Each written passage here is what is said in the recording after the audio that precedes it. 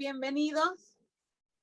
Es una bendición, un privilegio poder estar reunidos y aprender en libertad, porque eso es lo que vamos a hacer esta noche, aprender en libertad.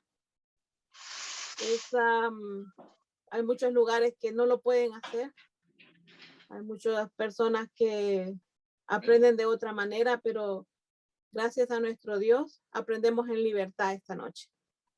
Y les invito para que oremos. Amantísimo Padre, te damos gracias, Señor, porque podemos estar aquí reunidos, Señor.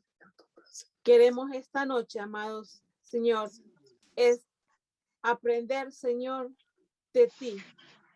Cada día más, Señor, aprender de ti, Señor. Queremos aprender y queremos enseñar, Señor, lo que también hemos aprendido en esta noche, Señor. Queremos ser, Señor, portadores de la verdad, de tu verdad, Señor, a donde quiera que vayamos, Señor.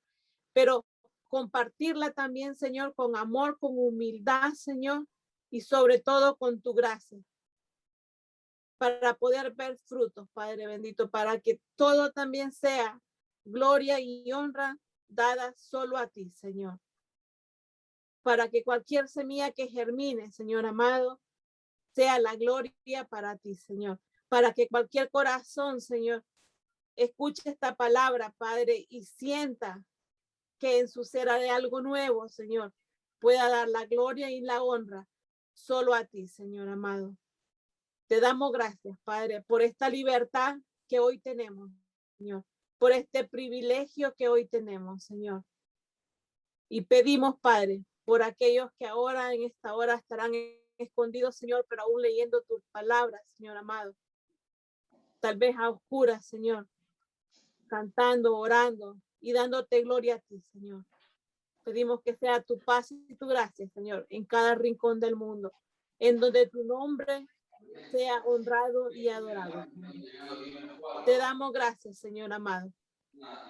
Gracias, Señor Jesús. Amén y amén.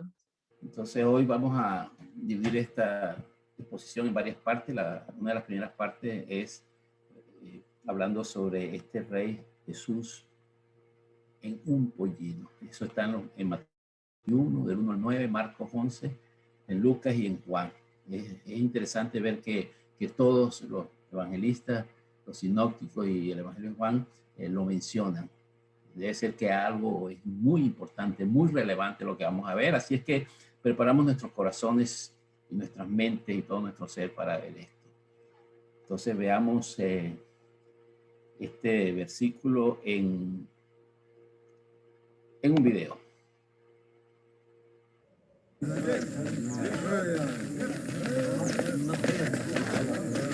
Cuando se acercaban a Jerusalén y llegaron a Betfagé, al monte de los Olivos, Jesús envió a 2 de sus discípulos y les dijo: vayan a la aldea que tienen ante ustedes. Allí encontrarán una burra atada junto con un burrito. Desátenla y tráiganmelos.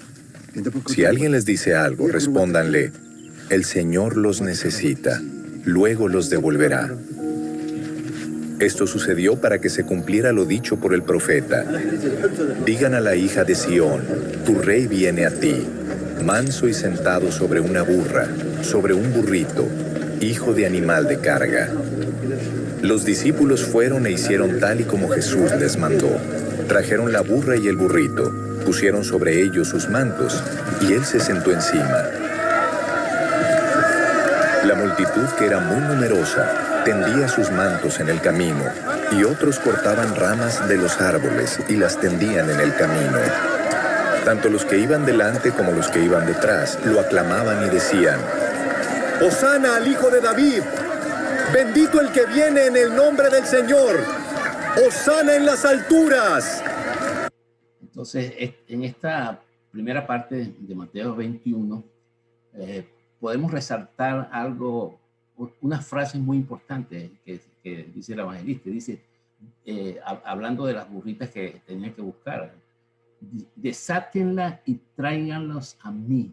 Y si alguien les dice algo, digan: el Señor la necesita. Así podemos ver aquí como la gran comisión escondida, donde Dios nos manda a nosotros ser los instrumentos para traer y desatar a las personas que puedan estar atadas y traerlas a Jesús. Y no haya nadie que se les oponga, solamente hay que decir, el Señor lo necesita, hablar con esa autoridad de decir a las personas que llevamos a Jesús, el Señor te necesita, o a las personas que se oponen a desatar el rito, el Señor lo necesita, es la autoridad del Señor. También vemos en Marcos 11:2, un paralelo a Mateo, dice, hallaréis un pollino atado en el cual ningún hombre lo ha montado. Miren esto, ningún hombre lo ha montado. ¿Qué podrías tú decir, amada mía? Bueno, esta lectura nos da a entender que el pollino no había sido montado, pero aún estos animales, cuando no han sido montados, son tercos y salvajes, pero en este caso, la mano de Jesús lo amansó. También podemos ver que los reyes que venían en paz venían en un burrito, venían montados en un burrito o en asnos, pero en tiempo de guerra los reyes venían montados en caballos. La primera vez Jesús vino en paz, humildemente montado en un asno, como ahorita lo hemos visto, pero sabemos por la palabra que Él regresará con sus santos para pelear una batalla. En esa ocasión vendrá montado en un caballo. Qué cosa, ¿no? Pero lo más importante es que Él es el Rey de paz vino, ¿no? Marcos 11:4 dice, y fueron y hallaron el pollino atado fuera a la puerta, en el recodo del camino, y lo desataron. Entonces es importante ver todas las coordenadas. No tenían GPS, no tenían una orientación fija, tanta gente. Acuérdense que había multitud de gente, y para poder saber dónde estaba eso, dónde estaba ese pollinito, y que nadie lo hubiese montado, tenía que ser algo sobrenatural que debía pasar. Así es que Jesús sabía dónde estaba el pollino que iba a montar. Jesús sabe todo, dónde está cada detalle de todas las circunstancias. Jesús sabía la pregunta que iban a hacer. Pues dice, si alguien les dice algo, el Señor diga, respóndale, el Señor los necesita. Es decir, que Él sabía la respuesta a esa pregunta. O sea, aún la pregunta que iban a hacer y las respuestas. Eso es maravilloso. Y sabía que le enviarían los dos animales prontamente, porque dijo que y enseguida se los enviarán. O sea, no iba a haber estorbo ni nada por el estilo. O sea, podemos decir que Jesús tenía en ese momento el control de cada detalle de la entrada triunfal, y lo tiene todavía aún, por supuesto, de nuestras vidas. Jesús sabe todo, las preguntas, las respuestas, conoce todo, porque Él es Dios omnisciente, soberano. Ese es nuestro Dios. Y aquí también podemos ver en esta historia el cumplimiento de la profecía. Mateo 21 que menciona es a Zacarías 9:9, que dice, alégrate, hija de Sión, da voces de júbilo, porque aquí viene nuestro Salvador montado en un burro. O sea que podemos decir que, según toda esta expresión, que el rey viene a ti, es decir, el rey de los judíos, es el rey de nuestras vidas. Dice que el rey viene humildemente. Ese es un ejemplo que Jesús nos muestra, humildad. Siendo rey es humilde, y ese es el ejemplo que nosotros debemos asimilar en nuestras vidas, ser humildes también, siendo el modelo de Jesús para nosotros. Él es el rey de paz, Él es el príncipe de paz. Así es, porque vino montado en un burrito, ¿no? Ahora, en base a esa historia que acabamos del burrito, para que vean cómo un burrito aún testificó, y me gustaría dar una pequeña resumen de un testimonio de un judío ortodoxo, sabiendo que son muy estrictos con esto. Estos no rechazan a Jesús completamente, rechazan el Nuevo Testamento, toda la historia.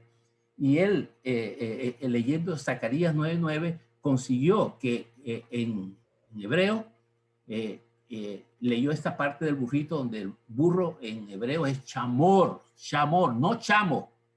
Mucho cuidado, chamor en hebreo. A lo mejor por ahí viene la palabra chamor. Bueno, no importa.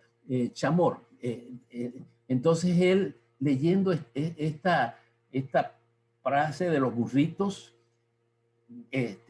fue a preguntarle a su maestro y le dijo, explícame esta profecía, porque aquí habla de que el Mesías iba a venir en un burrito, pero en estos tiempos, ¿cómo va a entrar un burrito a Jerusalén? El rey, el Mesías iba a venir en un burrito, habiendo tantos medios de transportes en ese tiempo, en este tiempo, ¿no? Que supuestamente va a venir. Entonces él decía que a lo mejor esta profecía se cumplió. ¿Y qué le dijo su maestro, su rabino? Le dijo, bueno, ahí realmente lo que quiso decir no es chamor, sino gomer, que quiere decir medio, un medio de transporte, como pueden ver en la pantalla, cualquier medio de transporte. Eso es lo que quiso decir. Por supuesto, este judío ortodoxo no se comió ese cuento, pero respetó la palabra de su maestro, y esto lo tenía siempre en mente, hasta que alguien le entregó un Nuevo Testamento, y leyendo el Nuevo Testamento consiguió este pasaje que acabamos de leer en Mateo 21, y pudo darse cuenta de que ya el Mesías había venido y que hablaba era de Jesús el Mesías, y leyendo todo el Nuevo Testamento entendió que la profecía se había cumplido en Jesús de Nazaret. Gloria a Dios, y se convirtió y actualmente es cristiano. Seguimos. El clamor de la multitud, ¿no? La gente gritaba, Hosana el Hijo de arriba, bendito el que viene en el nombre del Señor, Hosana en las alturas. Aquí podemos ver que la gente gritaba a voz alta porque querían un rey con ese poder que Jesús había demostrado durante su ministerio terrenal, levantando enfermos, sanando las enfermedades, liberando a los demonios. ¿Qué mejor rey que podía haber sido este que vino así, de esta manera? Y la gente clamaba y gritaba así. El gentío realmente lo que querían era un rey, sí es verdad, pero que ellos pudiesen controlar, manipular de acuerdo a sus deseos de ser ellos los que dominaran al rey, pues para que se cumplieran sus propios caprichos, los designios de ellos. Pero la multitud quería ese rey que les diera salvación de los romanos, pero sin la necesidad de arrepentimiento, porque Jesús vino a libertar al cautivo, pero del pecado, de la opresión que ellos estaban viviendo. Así es que los religiosos y Jesús, ¿qué pensaban los religiosos y qué pensaban Jesús? Vemos que los religiosos, por supuesto, se quejaban, porque los líderes eran muy celosos, y especialmente de Jesús, porque él vino a cambiar los patrones que ellos seguían, sus ganancias, todo lo que ellos hacían. Ellos odiaban a Jesús porque él no los elogiaba como los elogiaba la otra gente. Él no cumplía lo que ellos que hacían, pues. Así es que los líderes odiaban a Jesús porque él amenazaba la seguridad de ellos que sentían haciendo sus propios negocios bajo el imperio romano. Ellos estaban completamente, aunque le hicieran milagros, sanidades, lo que sea, no le importaba. Lo que interesaba era su posición en un cargo político, más que llevar la palabra que se les había asignado. No, leían la palabra, pero no obedecían lo que decía la palabra.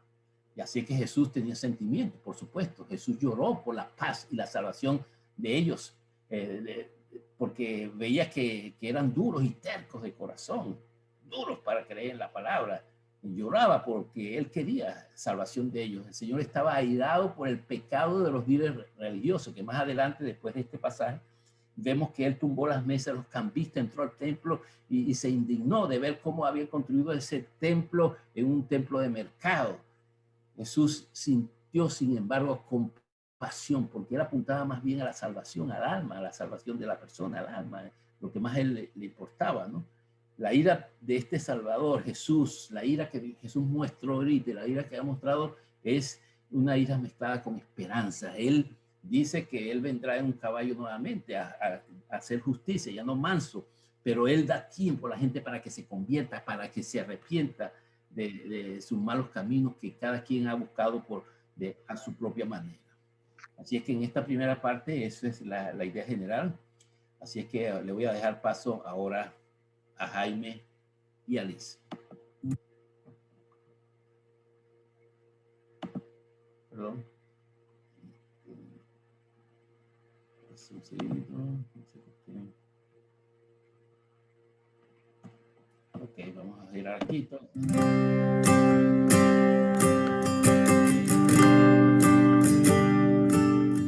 Hola, Buenas noches, hermanos. Hoy queremos compartir con ustedes 3 parábolas que Jesús mencionó en Mateo 21 y 22. Oh, mi amor, gracias. Este desayuno está riquísimo. Entonces me vas a contar cómo es la parábola del padre y los 2 hijos. Mi amor, con mucho gusto hago una pausa en este rico desayuno y te explico. Para poder entender lo de la parábola, primero tenemos que entender lo que estaba sucediendo. Jesús venía de purificar el templo y de hacer unos milagros. Los líderes religiosos empezaron a ponerse con mucho malestar. Entonces vienen y cuestionan a Jesús y le preguntan a él que con qué autoridad él hace esas cosas y quién le dio esa autoridad para hacerlo. Entonces Jesús le hace una pregunta a ellos que los pone en una encrucijada y ellos no saben qué responder. Entonces Jesús les dice, bueno, tampoco yo les voy a responder su pregunta, pero inmediatamente le da las parábolas. Y la primera es la que tú me estás preguntando, la de los 2 hijos. La historia de Jesús es esta, que había un padre que tenía un viñedo y tenía 2 hijos. Él le dice a los hijos que vayan a trabajar a su viña. Entonces le pregunta al primero, le dice al primero, ve a trabajar a mi viña. Y el primero le dice que no, rotundamente. Y el segundo le dice que sí, pero adivina qué pasó. ¿Qué pasó? El primero que le había dicho que no, recapacitó, se arrepintió y finalmente obedeció a su padre y fue a trabajar a la viña. Pero el segundo, la respuesta del segundo, que fue que le dijo al padre que sí iba a ir, finalmente no fue. O sea, desobedeció al padre. ¿Qué es lo que Jesús estaba tratando de enseñar con esto? Le estaba diciendo a estos líderes religiosos de que la religión que ellos estaban mostrando no era suficiente para entrar al reino de los cielos. Que si ellos no se arrepentían como el primer hijo, la actitud que tuvo el primer hijo de arrepentirse, ellos no iban a entrar al reino de los cielos. Es más, había muchas otras personas, porque Jesús pone como referencia ahí a los publicanos y a las rameras. Y estos líderes deben de haberse ofendido mucho porque los pone a ellos por debajo de esas personas y eso era una ofensa para ellos. Y Jesús les dice, estos que se arrepintieron, los que tuvieron la actitud del primer hijo, van a entrar al reino de los cielos. Y si ustedes no se arrepienten, no van a entrar. Oh, entonces esa es la historia. Esa es la primera explicación de la parábola. ¿Y la historia de los labradores malvados? Ok, vas a seguir esperando el desayuno. Te voy a explicar. Esta parábola habla de que había un hombre padre de familia que tenía una viña. La había preparado, la había cuidado muy bien y la había rentado a unos labradores. Él se fue de viaje. Cuando regresó, él mandó a sus siervos para buscar lo que le correspondía a él de la cosecha, de los frutos. ¿Sí? Cuando manda a sus siervos, a los labradores, adivina qué hicieron estos labradores con los siervos. ¿Ya le pagaron? No le dieron nada, pero encima de eso los mataron. Wow. Entonces el dueño de la viña manda a otro grupo de siervos más grande a reclamar lo que le correspondía a él. Y resulta de que estos hombres le hicieron lo mismo que le hicieron al primer grupo. Los mataron. Entonces el dueño de la viña dice, bueno, voy a enviar a mi hijo y puede que con él tenga más respeto. Pero lo envían y adivina qué hicieron ellos. A él le pagaron. No, lo mataron también. Entonces lo que el Señor está tratando de mostrar con esta parábola es lo que hizo el pueblo de Israel con Dios. Dios los guardó, los protegió como una viña, los cercó, siempre estuvo con ellos, pero ellos se llenaron de maldad, se llenaron de orgullo, de avaricia, como los labradores de esta parábola. Entonces el Señor les envió profetas que tipifican a los siervos que él envió y ellos no escucharon y los rechazaron y los mataron. Y Dios en su misericordia les envía más profetas, otro grupo, y esos profetas fueron para advertirles al pueblo. Pero ellos también los rechazaron y los mataron. En últimas el Señor les dice, voy a mandar a mi hijo para ver si con él tiene más respeto. Y también lo mataron, lo rechazaron. Esto muestra claramente el rechazo del pueblo de Dios, el rechazo que tienen al su hijo que le envió. Entonces esta parábola nos está mostrando también en nuestra vida cristiana en este momento, nos está mostrando de que en esta misma parábola nos dice que Dios es el dueño de todo y que nosotros como sus hijos lo único que somos es labradores, somos gente que venimos a administrar lo que Dios nos da en esta tierra. También nos muestra que nosotros como labradores vamos a cosechar la tierra que es de Él y que vamos a recoger frutos para Él. Y también nos dice que Dios nos muestra también la paciencia y la misericordia de Dios.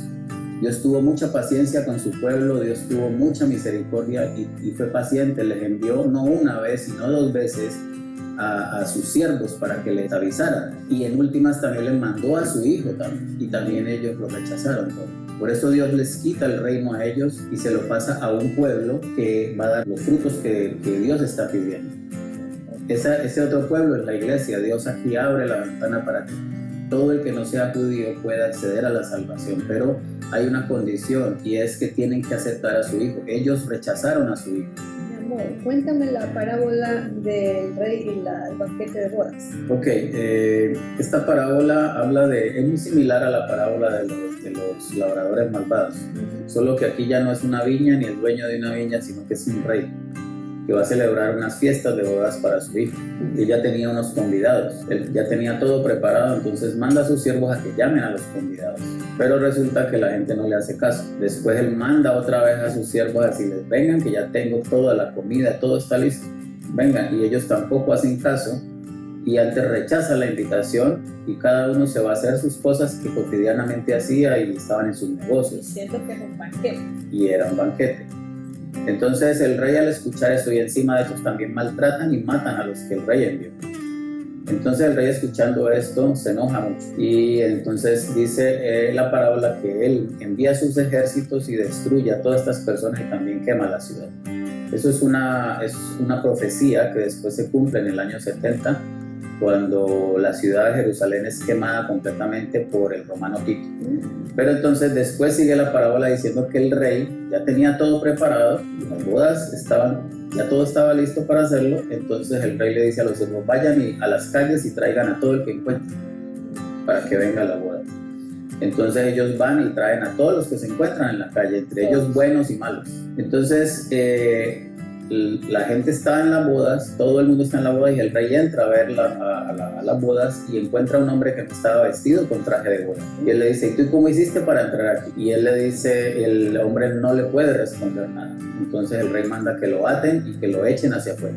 La aplicación de esta parábola, lo que Jesús nos quiere decir, es de nuevo el rechazo. Cómo Dios tuvo paciencia con su pueblo, con su propio pueblo, que en este caso son los convidados a la boda, y rechazaron la invitación a la boda. Y por esa razón también vienen consecuencias. Pero también después de que ellos rechazan esta invitación, Dios abre la puerta para todo aquel que quiera venir a la boda, y las bodas finalmente se celebran. Esto es lo que va a suceder a futuro. Con todos los que han creído en Jesucristo y lo han aceptado como su Salvador, va a haber unas bodas, las bodas del Cordero se llama. Pero también, como la invitación se ha extendido a todo el mundo, a muchas personas también se corre el riesgo de venir a las bodas, pero no cumpliendo los requerimientos del rey. En esa época la costumbre era de que cuando el rey hacía una fiesta o unas bodas, el rey mismo proveía la vestimenta para que todos asistieran a la boda. Entonces, lo que nos está enseñando en el caso de este hombre que no llevaba la vestimenta para estar en las bodas, lo que nos está enseñando es que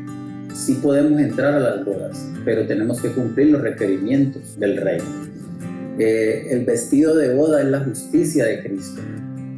La palabra de Dios nos enseña de que Dios nos da vestiduras nuevas. Dice que si nuestros pecados, en el libro de Isaías dice que si nuestros pecados fueren tan rojos como la grana, Él hará que sean tan puros y tan blancos como la nieve. Esa es la justicia de Cristo que nos cambia las vestiduras. Es la justicia de Cristo, no es nuestra propia justicia. Ese hombre de pronto con su propio vestido quiso entrar a las bodas, pero no cumplió los requerimientos del rey. Entonces, lo que quiere decir eso, no se puede venir a la fiesta de las bodas sin llevar el vestido de boda. Así como en esta parábola el hombre sin vestido de bodas quedó sin palabras ante el rey, así también todo el que se presente a las bodas sin haber recibido la justicia de Cristo, que es la vestidura que Dios ha proveído para nosotros, no va a poder entrar a las bodas. Ese es el requisito. Esa es la enseñanza que nos da esta parábola. Bien.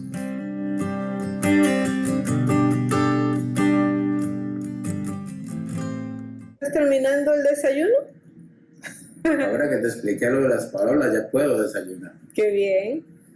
Este pan está rico, pero no se comparan con las arepas de Asené. Ella me tiene olvidado. Lo imaginé.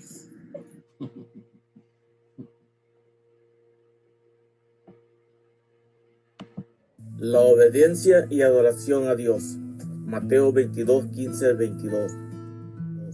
Aquí vemos dos grupos de hombres que Jesús los trata de hipócritas, porque eran dos grupos, uno que estaba de acuerdo con el gobierno, el otro opuesto al gobierno, ya que los fariseos odiaban pagar impuestos a Roma y los herodianos estaban de acuerdo a pagar los impuestos. Y era una de las por las cuales no se llevaban bien. Pero en esta ocasión unieron su fuerza para atacar al Mesías. Por eso Jesús los trata de hipócritas, porque se acercan a él para preguntarle si deben pagar los impuestos o no. La respuesta de Jesús fue: dar al César lo de César. Como cristianos debemos pagar los impuestos al gobierno y darle los diezmos y ofrendas a Dios. Mateo 22-21 son dos verdades importantes en la respuesta de Jesús entre la iglesia y el gobierno. O sea, en el país donde vives, pagar tus impuestos, y en la iglesia donde te congrega, dar tu diezmo y ofrenda. Esto pasa hoy en día. Sabiendo el camino correcto, nos preguntamos si debo acatar las leyes del país donde vivo. Claro que sí. Si debo dar los diezmos y las ofrendas donde me congrego. Claro que sí. Es donde estás alimentando espiritualmente por dar tus diezmos y ofrendas. En esto los cristianos debemos honrar a los líderes gubernamentales, tanto como los espirituales. Según Romanos 13:1-2, todos deben de acatar a las autoridades que presiden, pues toda autoridad procede de Dios y las autoridades que existen han sido establecidas por Él. Una de Pedro 2:13 lo confirma. La importancia de honrar a los líderes es parte de nuestro testimonio. Siendo nosotros conocedores de la palabra de Dios, seamos ejemplo a los demás en obedecer a las leyes y pagar los impuestos. También los honramos a través de nuestras oraciones, según Timoteo 2:1-2. Así pues, recomiendo ante todo que se hagan rogativas, súplicas, peticiones y acciones de gracia por todas las humanidades, por los reyes, por todos los que tienen autoridad, para que podamos llevar una vida tranquila y sosegada, plenamente digna y piadosa. Aunque no nos guste el líder que tenemos, la palabra de Dios nos manda a orar por todo, sea bueno o malo.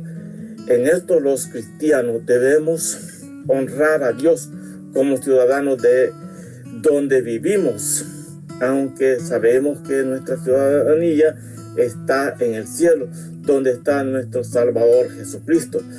Filipenses 3:10, pues todos los seres humanos son creados por Dios, por lo tanto, nuestros gobernantes son creación de Dios. Veamos Génesis 27, dice: y creó Dios al hombre a su imagen, y imagen de Dios lo creó. Por eso, los cristianos hacemos peticiones rogativas por todo, porque son personas como nosotros. La diferencia del cristiano es que tiene una doble ciudadanía, como algunos de nosotros tenemos doble ciudadanía terrenal, de manera que nosotros hagamos la diferencia si queremos honrar a Dios, y en agradecimiento a Él es dar nuestros diezmos y ofrendas. Es parte de nuestra gratitud a Dios. Estamos conscientes de que la iglesia se mueve a través de nuestras ofrendas y diezmos. Por lo tanto, los que se oponen a las autoridades se rebelan contra lo que Dios ha establecido, según Romanos 13, versículo 2. Así hay momentos donde los cristianos debemos decidir obedecer a Dios o a los hombres. En el caso de Daniel, tuvo que decidir el obedecer al rey o a Dios. Él rehusó orar a un rey terrenal, según Daniel 6:1 al 28, y fue echado al foso de los leones, y Dios lo salvó de la boca de los leones. Son cosas al otro extremo. Tenemos también el caso de Sadrach, Mesach y Abednego. Ellos no se arrodillaron ante el ídolo que el rey Nabucodonosor había hecho, y por esa razón fueron echados a un horno de fuego, según Daniel 3:1, que es, y Dios mandó a un ángel y los libró. Dios nos ayude a obedecer a Dios antes que a los hombres. Hechos 5:29. Y el Espíritu Santo nos dé cada día más sabiduría para entender las cosas que debemos de hacer y las cosas que no debemos hacer. Dios siga bendiciendo su vida. Amén.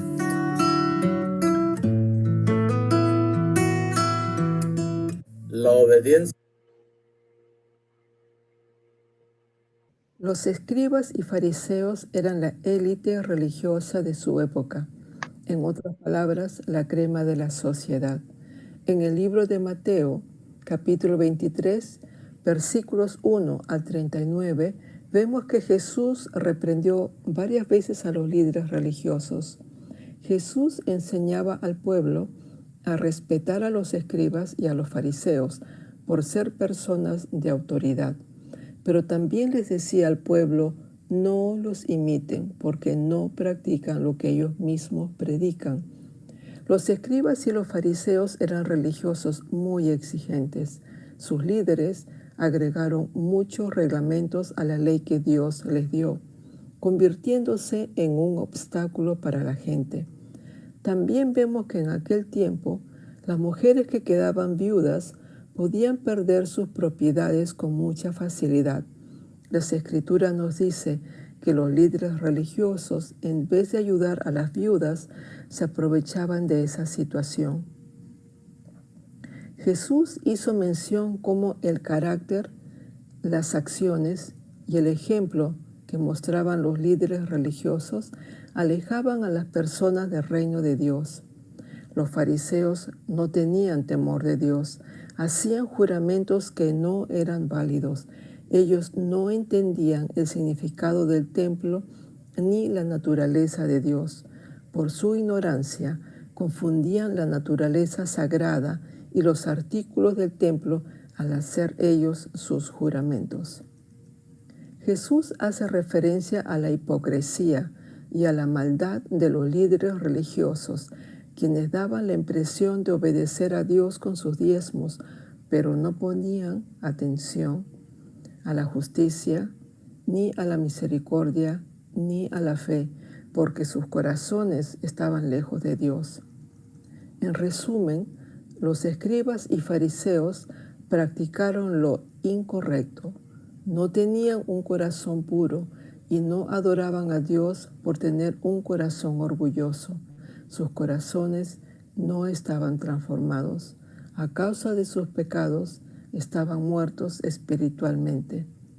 Jesús lo llegó a llamar fariseos hipócritas por no ayudar al pueblo a conocer de Dios y por no enseñarles a seguir los caminos de Dios. Lo que estos fariseos lograban hacer era desviar a la gente y alejarlos de Dios. Por lo tanto, ni los escribas ni los fariseos entraban al reino de Dios y tampoco permitían que otros entraran al intentar hacerlo. Jesús tenía palabras duras para ellos porque impedían que las personas encontraran salvación. Vemos que los maestros de la ley y los fariseos no buscaban verdaderamente a Dios. Su religión era vacía e impedía que otros reconocieran al Mesías. Los fariseos de la época de Jesús demostraron ser muy limpios por fuera, pero el interior de ellos estaba descuidado. Sus vidas estaban llenas de codicia y desenfrenos. Eran religiosos, pero no honraban a Dios. Jesús les decía que eran como sepulcros blanqueados. Las palabras de Jesús eran duras debido a que la enseñanza de estos líderes religiosos contradecía la palabra de Dios. El deseo de Jesús era que la gente conociera a Dios y entraran a su reino. Después de reprenderlos, Jesús se lamentó por la rebelión que había en Jerusalén. Estos religiosos creían que ni sus antepasados ni ellos hicieron daño a los profetas de Dios, sin darse cuenta que habían rechazado al profeta Juan el Bautista, a Jesús y más adelante a sus discípulos. Hermanos, busquemos la pureza de Dios para nuestros corazones y vivamos con un corazón sincero que refleje la luz de nuestro Salvador. Amén. Vamos a darle paso a Robert, por favor. Robert. Amigos, un abrazo a todos. ¿Me escuchan bien? Sí. Como resumen y conclusión de todo lo que hemos visto desde que empezamos a trabajar en este tiempo para poder desarrollar esta clase, podríamos decir que esto me llevó a pensar cuando empezamos con la publicidad que ustedes vieron, que nos dio en parte con mucha gracia o algo lindo, que todos tenemos que ser el burrito que llevó Jesús. Esta publicidad quiso decir esto, que todos tenemos que ser el burrito que llevó Jesús. Que si nos dicen burros, tenemos que decir, pues bien, a mucha honra soy un burro.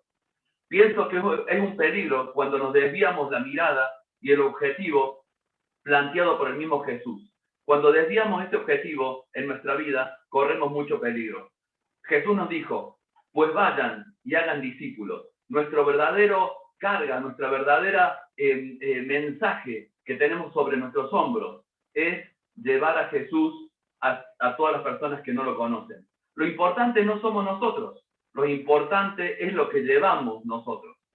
Esta canción me hizo pensar que muchos cristianos, en vez de parecernos burritos, que aunque algunas veces, como cuando yo era chico, era una ofensa, sos un burro, no sé, por lo menos en mi país se dice eso, sos un burro cuando no aprendes nada, muchas veces somos ovejas. Pero no solamente ovejas como nos dice la palabra de Dios, sino que creemos que somos el centro del mundo. Pastor, óreme, quiero que me atiendan, quiero que me cuiden, y creo que siempre queremos, más que ser burros, ser ovejas, que siempre estar nosotros en el centro de todo. Cuando pienso en lo que me llevó a pensar Angélica ayer cuando dio su devocional, me hizo pensar Angélica lo rápido que el pueblo pasó de victoriar a Jesús cuando entró a Jerusalén para alabarlo, para bendecirlo, para demostrarle su amor, pero cuando Jesús les dijo lo que tenían que hacer, cuando Él puso orden en el templo y cuando Jesús no los liberó de los romanos, este amor que tenían por Jesús, esta exaltación que tenían para Jesús, se volvió en indiferencia y se volvió en odio. Pienso que la palabra odio quizás sea muy difícil y sea muy terrible para nosotros hoy. Pero creo, hermanos queridos, que muchas veces cuando las cosas no salen como nosotros creemos, o como nosotros necesitamos, o como nosotros pensamos, y Jesús pone orden en nuestra vida, muchas veces nos enfriamos. Tal cual como hicieron estas personas que estaban en Jerusalén. Me llevó a pensar a Alberto cuando habló que Jesús actuó y enseñó de acuerdo con sus hechos, no solamente con su boca, sino con sus hechos. En la palabra de Dios dice que Jesús era 100% hombre, pero también era 100% Dios. Y Jesús sabía, siendo Dios, lo que le esperaba entrar en Jerusalén. De todos modos, fue coherente con su misión. La pregunta sería, ¿yo soy coherente con la misión que tengo? Cuando Jesús me manda a ser discípulos y a bautizar y a llevar el mensaje, ¿yo soy coherente como lo hizo Jesús? Pilar me llevó a pensar que quiero trabajar para no ser como los fariseos y como los levitas. Pero lamentablemente, hablo por mí, muchas veces con mis prejuicios me parezco mucho a los fariseos y a los levitas, con las estructuras que sobrepasan lo que la palabra de Dios dice. ¿Nos parecemos a los fariseos? Quizás sea una pregunta que tengan que hacerse cada uno de nosotros. Jesús les acusó diciendo que ellos decían algo con su boca, pero hacían otra cosa con sus hechos. Robin, ¿soy parecido a los fariseos? Por ahí vemos que los fariseos son esas malas personas que leemos en la palabra de Dios, pero muchas veces, siendo sincero, muchas veces me parezco un fariseo. Y tengo que rogarle a Dios que con mis actos pueda hablar tan fuerte como lo hago con mi boca. Jaime y Liz me llevó a pensar que Jesús nos dejó sus enseñanzas para ser buenos hijos de Dios. Que fue muy sencillo, que Jesús enseñó con parábolas y nos enseña con parábolas para hacernos sencillas las enseñanzas. Y en estas 3 parábolas, el padre con los 2 hijos nos enseñó sobre el arrepentimiento que debemos tener, sobre los labradores malvados, que debemos tener mucho cuidado de rechazar a Jesús. Y no solamente rechazan a Jesús aquellos que no quieren seguir, sino que muchas veces rechazamos a Jesús nosotros, que sabiendo de las enseñanzas que se nos imparte y que leemos en la palabra de Dios, hacemos oídos sordos. También nos habló de la fiesta, Jaime Liz nos habló de la fiesta de bodas, y nos habló de la paciencia de Dios con nosotros. Dios tiene paciencia con nosotros, pero también ellos nos hablaron de que también Dios es un Dios de justicia. Hernán me llevó a pensar algo que es quizás material, pero no por eso menos espiritual. Un libro que escribe un pastor que se llama John Stott habla diciendo que los problemas que más los pecados más fáciles que podemos caer los cristianos es el dinero, sexo y poder. Así se llama el libro, dinero, sexo y poder. Y que las finanzas en nuestra vida es clave. Es clave en todos los sentidos, en la economía familiar, en la economía con el Señor y en la economía con mi país. Por último, hermanos burros, quiero decirles que debemos llevar sobre nuestros hombros, el poder y la salvación de Jesús. Así que cuando nosotros nos digamos, Alberto, ¿sos un burro? Bueno, Alberto, no tenés que ofenderte. Cuando Sole te diga, Sole, ¿sos una burra? No tenés que ofenderte. Pastor, perdóneme, con mucho respeto. Cuando le diga, pastor, usted es un burro, con mucha honra. Y Roby, cuando digan, sos un burro, pero soy 2 burros. Con mucha honra, quiero llevar el mensaje de salvación sobre mis hombros y hacia los demás. Que Dios nos acompañe en este tiempo. Sole, por favor. Muy bien, gracias Roby, gracias hermanos. Y ahora, ¿qué les parece si nos vamos a tomar unos minutitos para orar? Nos vamos a dividir en grupo y vamos a orar por las necesidades. Vamos a orar por cada una de las necesidades que haya y luego regresamos aquí todos juntos.